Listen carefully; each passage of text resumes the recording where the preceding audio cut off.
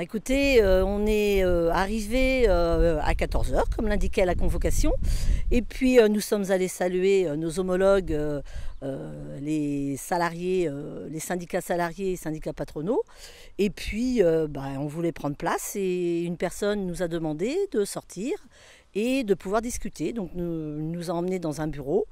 Et là, il nous a demandé pourquoi on était là, qu'est-ce que l'on faisait, qu'il y avait un accord qui était passé, que l'on n'avait pas trouvé justement de terrain de négociation et d'entente avec la Fédération de la plasturgie et que nous n'avions aucune légitimité à être là cet après-midi.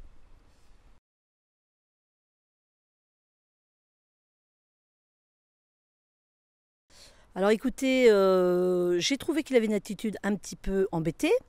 Par contre, il est resté ferme sur ses positions.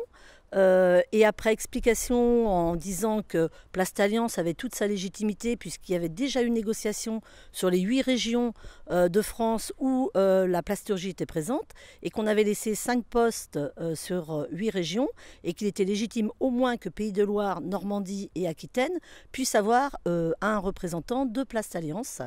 Il nous a dit que ça ne le regardait pas. Une chose est sûre, qu'on n'avait pas respecté les engagements nationaux et qu'à ce titre-là, il ne voulait plus nous parler et que la porte de la réunion serait fermée pour moi.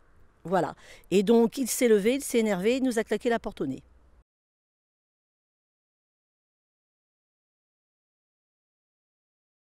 Pour avoir eu mon collègue de PlastiWest au téléphone il y a quelques jours, nous nous étions donné rendez-vous en début d'après-midi avant la réunion pour pouvoir discuter tous les deux et voir ce que l'on pouvait trouver comme terrain d'entente.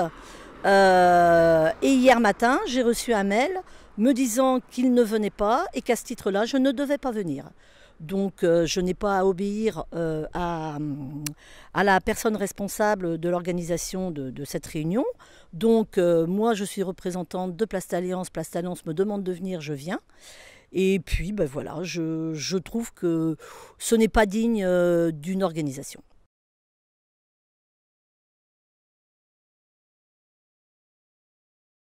Alors ma candidature est légitime et en plus je l'ai acceptée volontiers parce que je représente une entreprise de moins de 20 salariés, nous sommes 19, je suis dans le composite, dans la branche nautique puisque nous construisons des bateaux de pêche et que pour moi la formation est primordiale et très importante et que nous, les petites entreprises, ne sommes pas beaucoup entendus parce qu'on retrouve surtout des gros groupes. Alors j'ai rien contre les gros groupes, mais nous on doit faire entendre notre voix.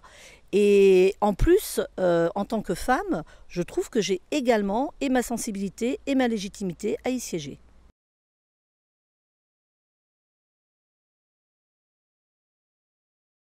Alors il a pas gardé son calme, il était mal à l'aise, il avait un seul mot, vous n'avez pas respecté les engagements au niveau national.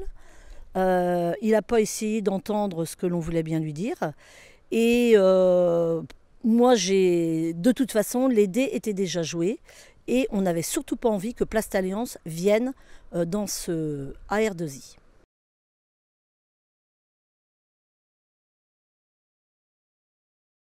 Je ne sais pas, parce que moi je suis un petit peu novice dans ce mouvement, mais ce que je pense pour mes engagements autres que j'ai en tant que chef d'entreprise, je pense qu'il y a déjà des accords de passé et qu'on serait le grain de sable qui viendrait peut-être bloquer certains rouages.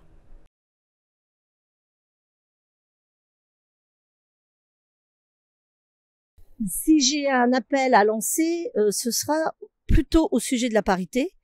Je ne suis pas une féministe, mais j'estime que les femmes ont leur place dans le monde de l'entreprise et également dans toutes les sphères qui sont autour. Et dans une période où on nous demande dans les entreprises d'avoir la parité, eh bien là, sur une organisation comme l'AR2I, où il y a une majorité d'hommes, eh bien, refuser qu'une femme chef d'entreprise puisse y siéger, je trouve ça déplorable. Et je rajouterais également, alors, parité, pas au niveau homme-femme, mais parité au niveau des entreprises, puisqu'on retrouve plus des groupes importants et que la PME, la TPE n'est absolument pas représentée. Et ça, c'est pas normal.